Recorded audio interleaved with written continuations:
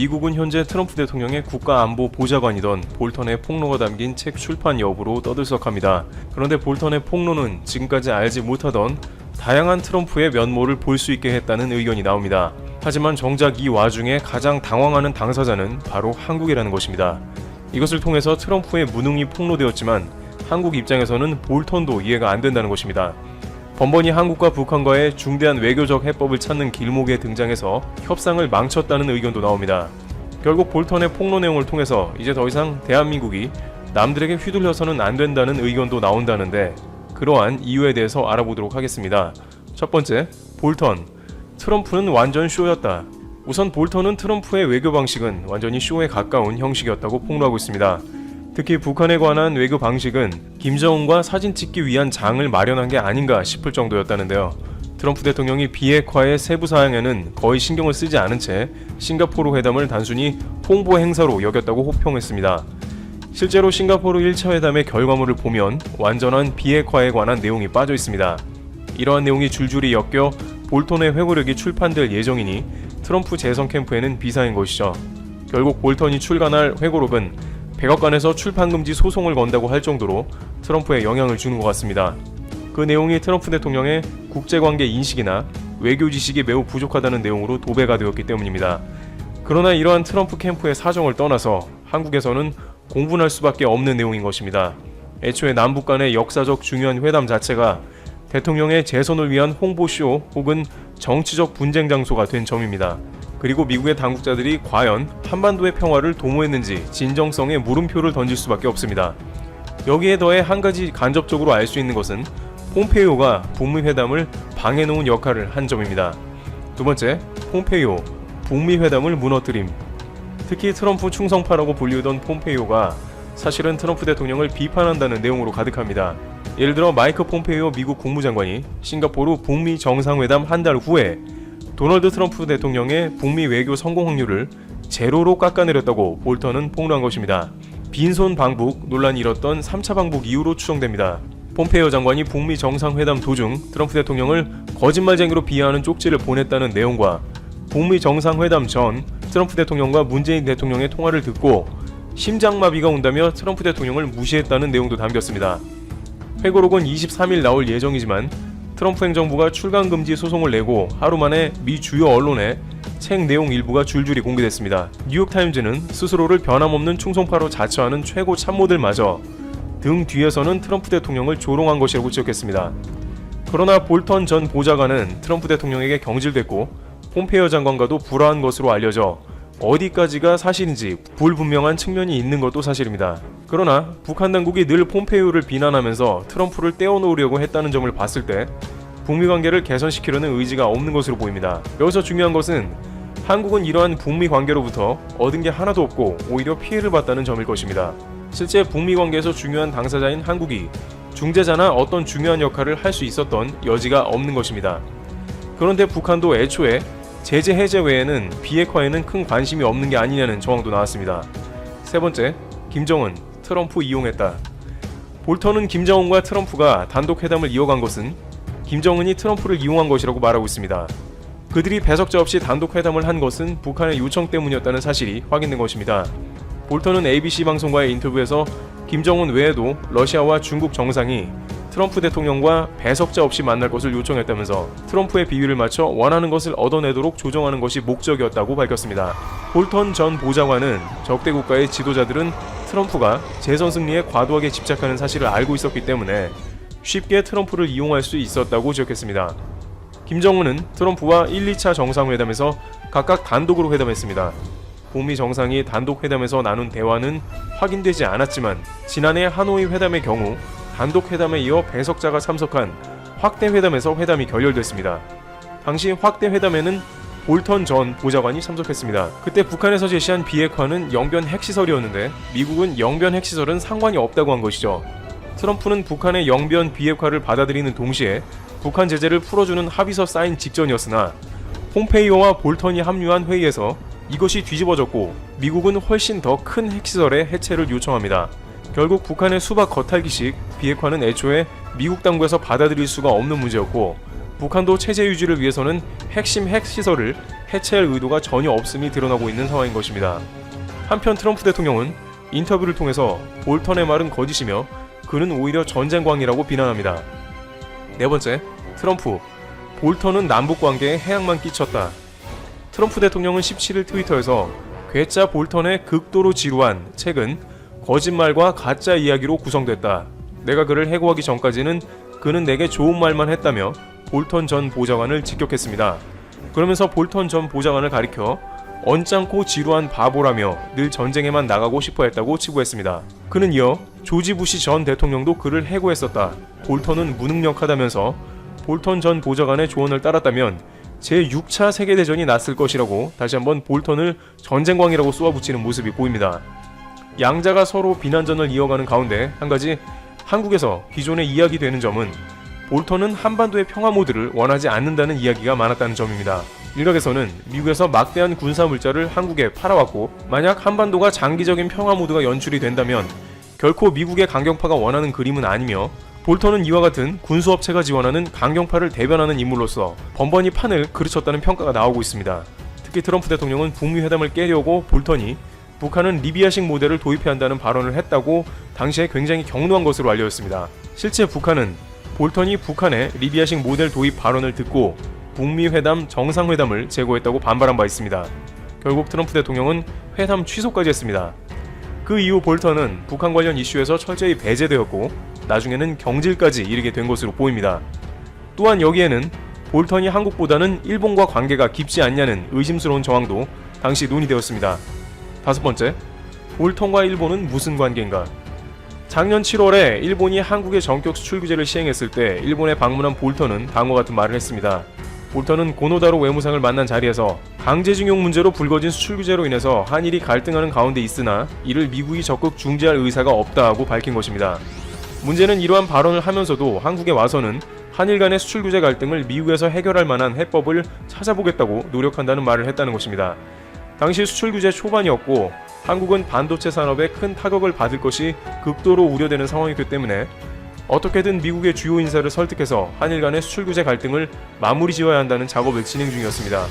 따라서 한일 양국 간의 중재를 바라는 것은 한국이고 일본에서는 미국과는 관계가 없는 문제라고 하면서 미국의 중재는 필요 없다는 입장을 밝히던 때였기 때문에 이 같은 볼턴의 이중적 태도는 도마 위에 올랐었습니다. 국내외의 일부 매체와 네티즌들은 볼턴이 사실상 아베 총리와의 깊은 관계가 있었다고 말하고 있습니다. 아베 총리는 특히 북한과의 관계에서 강경론을 펼치며 트럼프보다는 볼턴에 힘을 실어주고 있었다는 것입니다. 북한이 일본에 강경하게 나오면 나올수록 아베 총리의 국내에서의 치부를 가려주고 지지율을 상승시키기 때문에 오랫동안 대북 강경책을 펼치는 라인을 지지해왔죠. 특히 오바마 대통령 때는 그러한 대북 강경책이 매우 효과를 봤었기 때문에 한반도 평화 프로세스를 막는 주요 장애물로 일본이 자주 언급되었던 것이 어느 정도 사실입니다. 트럼프 대통령은 결국 9월에 볼턴을 즉각 사임시키면서 그의 정책은 매우 강경했고 나는 그의 많은 제안을 거절했다. 그는 전쟁을 좋아한다며 볼턴 보좌관을 사임하고 새로운 국가안보보좌관을 임명하기 이르렀습니다. 아베 총리는 볼턴의 사임 소식이 매우 불편했던 것으로 당시 외교가에서는 전해지고 있습니다. 특히 오사카 G20 이후에 일본이 주도하는 동북아시아 외교 방향을 지향하고 북한 정책도 강경하게 가고 싶었으나 트럼프 대통령은 한국과 북한만을 상대하며 아베 총리를 완전히 배제하기도 했고 강경론과는 거리가 멀었습니다. 결정적으로 트럼프 대통령의 외교는 그것이 자신의 재선을 위한 쇼이거나 치적 쌓기용이었다고 하더라도 북한에 대해서 공포나 전쟁 유발을 통한 방식이 아닌 외교를 통한 해결을 지향한다는 점은 아베 총리가 기존에 고수해오던 대북 관련 정책이 크게 수포로 돌아가는 점이라고 할 수 있었습니다. 지금도 일본은 북한이 약간의 도발 징후나 단거리 발사체를 쏘기만 해도 전 세계에 위협을 알리고 있으며 유엔 안전보장이사회를 소집하자고 부추기는 등 북한 강경책을 전 세계로 퍼뜨리는 데 앞장서고 있습니다. 물론 북한의 행위는 간과할 수 없으나 한반도의 평화보다는 전쟁에 가까운 시나리오를 원하는 게 아니냐는 비판의 목소리도 다방면에서 제기됩니다. 과거 한반도의 6.25 불행이 자신들에게 천운이었다는 아소다로 부총리의 발언을 살펴보자면 일본의 한반도 전략은 상당히 강경하다는 것을 추측할 수 있다는 것입니다. 이와 같이 시간이 지나면 지날수록 남북 문제는 미국과 마찰을 일으키며 꼬여가고 있는 모습이 보입니다. 냉각기를 맞은 남북 관계가 앞으로 어떻게 전개되며 전략을 준비해야 할지 당국은 고민에 휩싸여 있습니다. 현재 일본을 완벽하게 쥐고 있는 곳은 아베 총리가 속한 자민당이죠. 일본 국회의원 710명 중 398명, 절반이 넘는 56%가 자민당 소속으로 사실상 자민당이 일본 내에서 절대적인 권력을 가지고 있습니다. 자, 그런데 이 자민당 내부에서도 총 7개의 파벌이 나뉘고 있습니다. 각 파벌의 우두머리의 이름을 따서 무슨 파 이런 식으로 이름을 짓고 있는데요. 호소다파, 아소파, 다케시다파, 기시다파, 니카이파, 이시바파, 이시하라파 이렇게 7개입니다. 이 중에서 압도적인 1위 파벌이 바로 호소다파인데요. 최근 아베 총리가 호소다파 출신의 전직 일본 총리를 만나 자신이 언제 총리직을 내려놓고 떠나면 좋을지에 대해 상의했다는 충격적인 소식이 전해졌습니다. 주간 아사히의 보도에 따르면 최근 자민당 고위 간부는 주간 아사히와의 인터뷰에서 언론에서도 난타당한 아베 총리의 타격은 엄청나다. 내년 가을에 임기가 끝나지만 완주하기는 어려울 것이다. 내년 여름에 일본에서 올림픽이 열린다는 보증도 없고 아베 총리가 그토록 갈망하던 헌법 개정도 이번 사태 때문에 진전이 없을 것 같다. 아베 총리 본인도 자신이 물러날 시점을 생각하고 있는 것으로 알려졌다. 최근 같은 파벌 출신의 총리 경험자를 만나 조언을 들었다. 그 내용은 아베 총리의 퇴임 시기였던 듯하다. 아베 총리가 그나마 조금이라도 더 버티려면 카리스마 넘치는 리더십을 발휘해 이번 사태라도 잘 해결해야 하는데 이마저도 완전히 실패했습니다. 프랑스의 톨루나와 싱가포르의 데이터 리서치 회사 블랙박스 리서치가 공동으로 지난달 3일부터 19일까지 전세계 23개국의 성인 12,592명을 대상으로 이번 사태에 대한 리더십을 조사한 결과 한국이 23개국 중 20위라는 충격적인 결과를 발표했습니다. 결과를 보시면 통계 발표조차 신뢰할 수 없는 중국이 세계 1위이고 국가를 완전히 봉쇄해버리고 한국산 진단키트를 수입해 이번 사태를 해결한 베트남이 2위. 심지어 136만 명이 넘는 확진자가 발생해 여전히 국가 비상사태에 있는 미국이 한국보다 점수가 압도적으로 높은 것을 보면 이 조사 결과에 대한 신뢰도는 매우 낮은 것으로 의심되지만 다른 나라들과는 비교가 되지 않을 수준으로 일본의 점수가 세계 꼴찌인 것은 정확하게 짚었습니다. 상황이 이렇게 최악으로 치닫자 더 이상 견딜 수 없었던 일본은 결국 엄청난 무리수를 두게 되죠. 일본의 경제주간지 다이아몬드의 보도에 따르면 일본 경제산업성이 극비 프로젝트를 진행 중이라며 프로젝트의 내용은 세계적인 반도체 회사들을 일본으로 유치한다는 것이었습니다. 지난해 말 일본은 한국의 반도체 산업에 타격을 주기 위해서 일본산 불화수소 폴리이미드, 포토레지스트 등 3가지 반도체 필수 소재를 한국에 보낼 수 없도록 규제를 매우 까다롭게 바꿔버렸죠. 그런데 결국 한국의 빛의 속도로 국산화를 성공시키며 일본을 깜짝 놀래켰을 뿐만 아니라 오히려 반대로 일본이 한국에서 반도체를 받지 못할까봐 두려움에 떨고 있는 상황이 만들어졌습니다.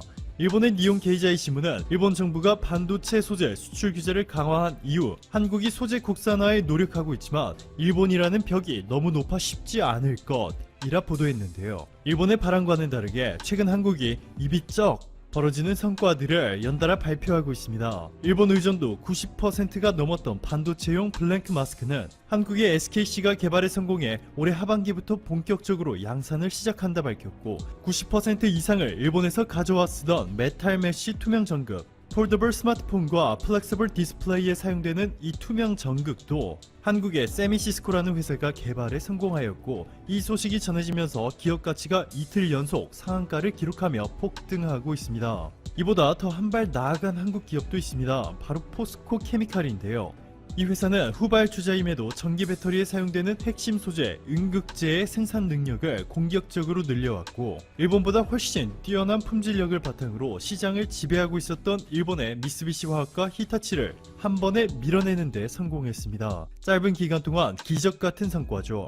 이렇게 일본의 반도체 소재 기업들이 아베 정부의 판단 오류로 한국 기업들의 단숨에 따라잡히고 있는데요. 일본 반도체 기업들의 상황은 훨씬 더 심각해졌습니다. 일본에서 유일하게 D램 메모리 반도체를 만들던 LPD가 파산한 데 이어서 도시바 메모리 반도체 사업부를 한국의 SK하이닉스가 포함된 컨소시엄에 매각하였고 1952년 네덜란드 회사 필립스와 함께 반도체 사업을 시작해 무려 67년간 사업을 이어오던 파나소닉 반도체 부문도 삼성전자와의 경쟁에서 밀리는 바람에 대만의 누보톤 테크놀로지스에 넘어갔습니다. 이렇게 일본의 반도체 회사들이 전부 무너져 버렸다 보니 일본의 수많은 1차, 2차, 3차 납품 회사들이 일본에서 해외로 공장을 옮겨버렸습니다.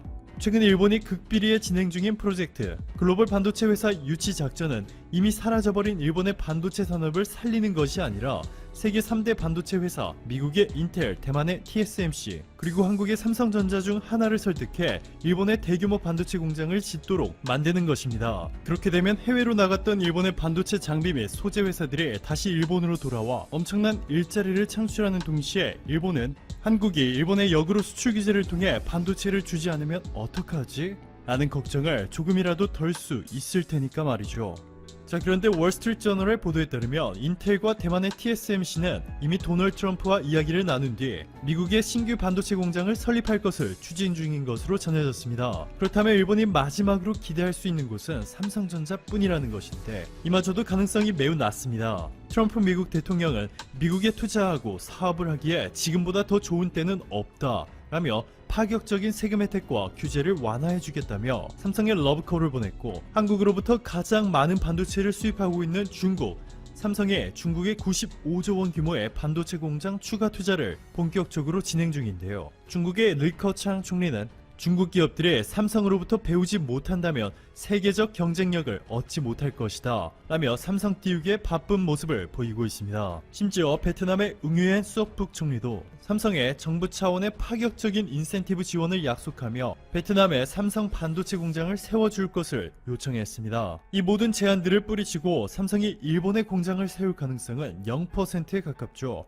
결국 일본은 자신들이 직접 극비 프로젝트라 칭하며 마치 대단한 것을 준비하는 것처럼 행세하고 있지만 이미 실패가 99% 확정되어 있는 상황입니다. 아사히 신문과 마이니치 신문의 보도에 따르면 이렇게 실패만 거듭하는 아베 정부를 향해 최근 이우라 아라타, 미즈노 요시키 등 평소에 정치적 견해를 드러내지 않는 일본의 유명 배우들과 가수들까지 나서서 이렇게 말하고 있습니다. 이제는 입을 다물고 있을 수만은 없다.